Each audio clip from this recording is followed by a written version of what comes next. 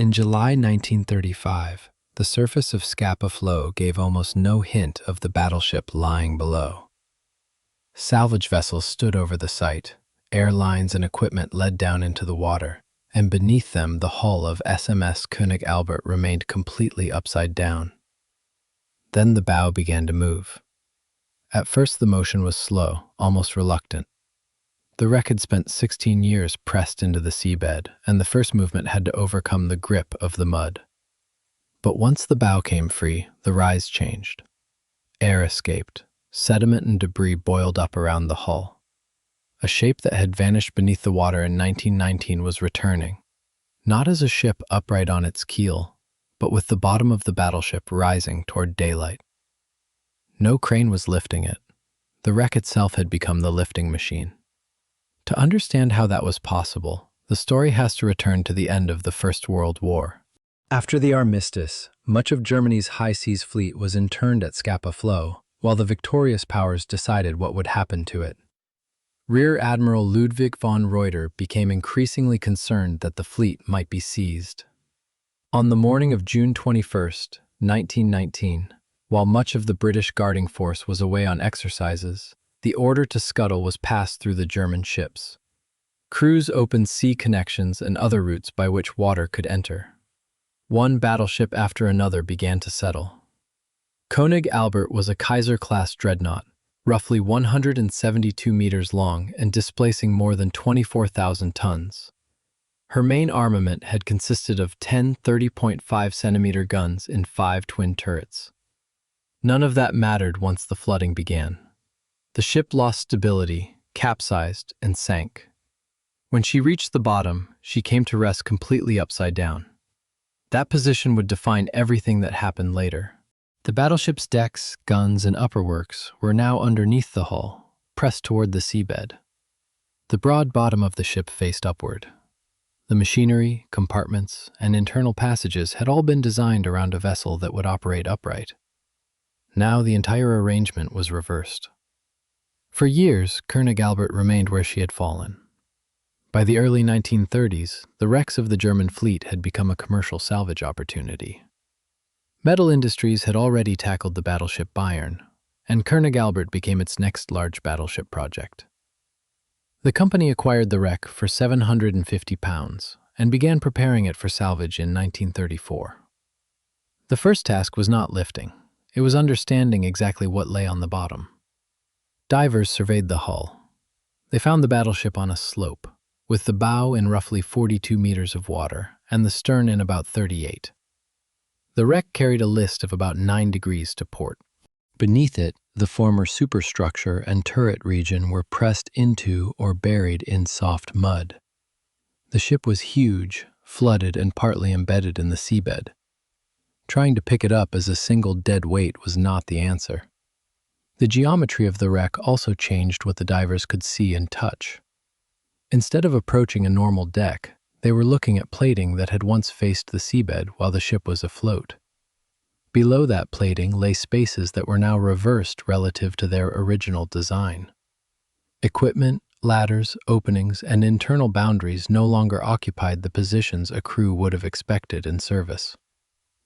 The salvage plan therefore depended on accurate knowledge of where each access point would lead, and on keeping the pressure system under control once the hull was opened. But the same orientation that made access difficult also exposed something useful. The underside of the hull was now the highest part of the wreck. Divers could reach it. If openings could be made through that plating, workers might be able to enter the ship from above. And if enough of the internal spaces could be made to hold compressed air, those spaces could replace water with air. The battleship might then recover some of the buoyancy it had possessed when afloat. The problem was getting people into those spaces without requiring them to swim through the whole wreck. Metal industries solved that problem with one of the most distinctive features of the Scapa Flow salvage operations: vertical airlocks fixed directly onto the exposed hull. Divers first prepared the attachment points on the bottom plating. A large flange was secured to the ship, and above it sections of a cylindrical shaft were assembled upward toward the surface. Guy wires held the structure in position. One of the airlocks documented during the König Albert operation stretched about 90 feet, or more than 27 meters. At its base, a flange roughly 7 feet across formed the connection to the hull. Installing each shaft was itself an underwater construction job. Divers had to prepare the hull, position the base, secure it, and provide the attachments that would hold the long tube steady. Only then could the upper sections be built toward the surface. The airlocks were not placed there for appearance or convenience. Each one created a route to a particular working area inside a ship that otherwise offered no practical dry access at all. Seen from above, the shafts were the visible part of a much larger operation, taking place out of sight inside the wreck. The first airlock was installed on November 29, 1934. More followed through the winter and spring. By April 9, 1935, 6 had been fixed to the wreck. The work continued. By the end of that month, the 8th and final airlock was in place. The distinction matters because photographs and records from different stages can make the system look incomplete.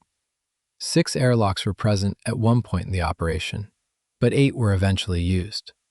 Together, they gave the salvage team multiple controlled routes into the interior of the battleship. Once an airlock had been sealed to the hull, it could be pressurized. Workers descended through the shaft from the surface. At the bottom, an opening was cut through the battleship's plating. Beyond that opening was not a normal ship interior. Everything was reversed, and the space had spent years filled with seawater. But with compressed air holding the water back, men could enter sections of the wreck and work without swimming. They were dry, but they were not at ordinary atmospheric pressure. The pressure inside the workspaces had to balance the surrounding water pressure closely enough to keep the sea from flooding back in. That meant the men inside were still physically working at the pressure of the depth. Their environment resembled a compressed air worksite built inside the remains of a battleship. The arrangement also meant that access, ventilation, and pressure control were tied to the surface. An airlock was not merely a passage through the hull. It was part of the system that kept a section of the wreck workable at depth. If that pressure could not be maintained, seawater would reclaim the space the men were using below the surface. Once workers crossed through the opening at the bottom of a shaft, the strange orientation of König Albert became a daily working condition rather than an abstract engineering problem. Floors and decks were no longer where a sailor would have known them. Spaces that had once been above other spaces were now below them. The men were not restoring the ship room by room. They were making selected parts of it useful for one purpose, holding enough air to remove enough water. Getting inside was only the beginning. König Albert could not be treated as one enormous airtight container. The ship was divided into compartments, and after 16 years underwater, there were many possible routes for air to escape. Openings, damaged fittings, pipe runs, and connections between spaces all mattered. The salvage crews had to create enough sealed volume for the wreck to develop useful buoyancy. The work was methodical. Men descended the airlocks, entered the pressurized parts of the ship, found leaks and openings, and closed or isolated them where necessary. Air was introduced into selected compartments. As the pressure increased, water was forced downward and out. A space that had been completely flooded could begin to contain air again. Each successful compartment added to the total volume that could help support the wreck. The principle was simple enough. The execution was not. The compressed air did not act like a jack pushing directly against the seabed. It forced water from sealed internal spaces. Replacing that water with air increased the wreck's buoyancy. If enough of the ship could be made to contribute, the battleship could begin to lift itself. The salvers did not need every part of König Albert to become perfectly dry. They needed enough controllable buoyancy in the right parts of the wreck. Some spaces were not fully cleared of water before the final lift. That would later become important. At depth, compressed air occupied less volume under the higher surrounding pressure. As the wreck rose toward shallower water and the outside pressure fell, trapped air inside could expand, forcing still more water from the ship. For the men doing the work, however, the pressure created another problem. At the end of a shift, they could not simply climb straight to the surface. They had to decompress during the ascent through the airlock system. The route that made the work possible also controlled how quickly they could leave. That limitation became especially clear in July 1935, when bad weather struck Scapa Flow while the wreck was nearing readiness for the final lift. The salvage vessel Bertha was working over König Albert, supplying the operation below. In a gale, remaining over the site was difficult, but leaving was not simply a matter of getting underway. Air and power connections led down to the wreck. Moving off carelessly could break those links. With the wind from the wrong direction, attempting to escape the position without tug assistance could also carry the vessel toward the wreck itself. The men using the airlocks faced a related problem. Access depended on small boats and external ladders. If the weather deteriorated while workers were deep inside the pressurized wreck, they could not abandon the job and rush to the surface. They still had to decompress safely. The danger came directly from the arrangement that made the operation possible. The wreck was being worked from inside, under pressure, while the machinery keeping that environment stable remained exposed to Scapa Flow weather above. The operation continued. By late July, months of work had turned König Albert from a flooded wreck into something far stranger. A hull containing carefully managed pockets of compressed air, connected to the surface through 8 access shafts. The final lift also required the crews to think about what would happen after the first movement. A wreck resting on mud can behave differently the instant it breaks free. Before that moment, the seabed restrains it. Afterward, buoyancy can act with much less resistance. That is why the surrounding salvage vessels were moved back before the bow was allowed to rise. The concern was not simply whether König Albert would move, but how quickly its movement might change once the mud released it. Before the final lift, the salvage team adjusted the wreck's list and prepared the vessels around it. Those ships were moved back to reduce the risk if König Albert shifted or came up more violently than expected. Timing also mattered. The lift was arranged around low water, when the external waterhead would be reduced and the angle of the bow would be more favorable. Then came the moment that all the earlier work had been preparing for. Air inside the wreck provided the upward force, but König Albert was still attached to the seabed by 16 years of contact with soft mud. The bow did not immediately leap upward. It began to move slowly. Part of the restored buoyancy was being spent simply overcoming the resistance holding the wreck down. The movement continued. Then the bow came free. Once it released from the mud, the resistance fell sharply. The wreck rose faster. Mud and debris were disturbed around the hull. Compressed air escaped from openings as parts of the ship changed depth and pressure. The bow emerged through the surface with the keel above it. It was the image that made the operation look almost impossible, even after it had succeeded. König Albert had been designed as a heavily armored warship that would carry guns, machinery, and men on a stable hull. Now that same hull was appearing in reverse. The bottom plating was above water. The former deck remained below. Nothing about the silhouette resembled the ship as she had been built. But the operation was not finished. The bow had risen first. The stern remained underwater. That was not necessarily a sign of failure. The first end had needed enough excess buoyancy to break free of the seabed and begin the movement. Once the process was underway, the remaining stages could behave differently. The stern followed on the next day. As the wreck moved upward into shallower water, another part of the compressed air system began to help. Air already trapped inside the hull expanded as the surrounding water pressure decreased. In compartments that had not been fully emptied at the bottom, that expanding air forced more water out. The ship was not merely carrying the same air volume upward, the air itself occupied more space as the wreck rose. When the bow surfaced, the wreck still contained a complicated mixture of air and water distributed through different spaces. The changing depth altered the pressure acting on those spaces. The salvage team, therefore, had to manage a moving hull whose buoyancy was changing during the ascent itself. This was one reason the operation unfolded in stages, rather than as a single, clean lift from seabed to surface. By July 31st, 1935, König Albert had been successfully salved.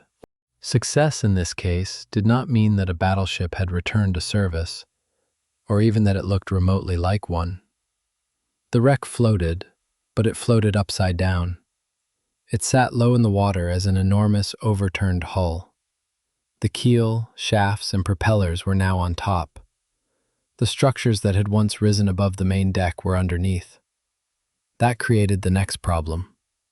A hull that can float is not automatically a hull that can be towed safely.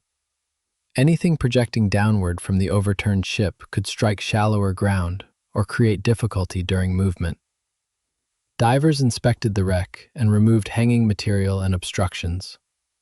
König Albert was moved to Rice-a-Little for further clearance, and later to Linus for more preparation. This stage is easy to overlook, because the spectacular part of the story had already happened. The battleship was no longer on the bottom. But the practical objective was not simply to make it break the surface. The salvers had to turn it into a manageable object that could leave Scapa Flow. Not everything came with the main hull. Modern archaeological work on the salvage areas has found debris that remained behind. At the original site, later side-scan sonar and video surveys identified several objects associated with the König Albert operation, and probably with the ship itself. These included wreckage interpreted as part of a mast and spotting top, a probable boom, a diesel engine likely connected with one of the ship's boats, coal hatches, and smaller debris. Near the secondary clearance area at Risa, additional structures are considered likely to be associated with König Albert, although not every identification can be treated as certain. Those remains show what raising a ship meant in practice. The main hull was recovered, but the seabed was not wiped clean. Parts that had been crushed into mud, removed during clearance, or left behind during the salvage continued to mark the places where the wreck had rested and where it had been prepared for towing. By the spring of 1936, the hull was ready for its final journey. On May 1st, König Albert left Orkney under tow. 3 Dutch tugs pulled the wreck south. The hull remained inverted. This was a commercial salvage operation, and König Albert was destined for dismantling rather than restoration, so the ship traveled in the same orientation in which she had been recovered. Period photographs show the huge hull moving through open water with the keel exposed above the surface. The propellers and shafts, normally hidden beneath a battleship, were now among the most visible parts of it. The deck remained underwater. The ship had become a negative image of itself. On May 4th, 1936, the tow reached Rosyth. König Albert was subsequently broken up, with dismantling completed around the following year. Yet the engineering story remained unusual even among the extraordinary recoveries at Scapa Flow. The salvers had not raised König Albert by suspending the entire wreck beneath a giant crane. They had not turned the wreck upright on the seabed. Instead, they approached the exposed bottom of the hull, bolted vertical access shafts onto it, descended through those shafts, and created pressurized workspaces inside the ship. 8 airlocks connected the surface to a battleship whose decks were buried below. Men entered through the hull that had once been beneath the waterline. They sealed enough of the interior to make it hold compressed air. They forced seawater from selected compartments and gradually gave the wreck back the property it had lost when it sank: buoyancy. The method worked because the salvage team stopped treating König Albert as a weight that had to be picked up and began treating it as a damaged, floating structure whose own enclosed volume could be used again. The hull became its own lifting body. The airlocks were not the things that raised the ship. They were the routes that allowed people to turn the wreck itself into the mechanism. And when the bow finally came free, the result was visible in a burst of mud, escaping air and rising steel. The slow preparation disappeared beneath a sudden change in motion. The wreck moved, then released, then rose. 16 years earlier, König Albert had rolled over and vanished during the deliberate destruction of the high seas fleet. In 1935, the ship returned to the surface without ever being righted, and in 1936 it left Scapa Flow in the same extraordinary position. The final image is therefore not of König Albert as a battleship at war, or even as a wreck on the bottom. It is of a dreadnought being towed away upside down, its keel and propellers in the open air, after 8 shafts, compressed air, and months of work had made an inverted ship float again.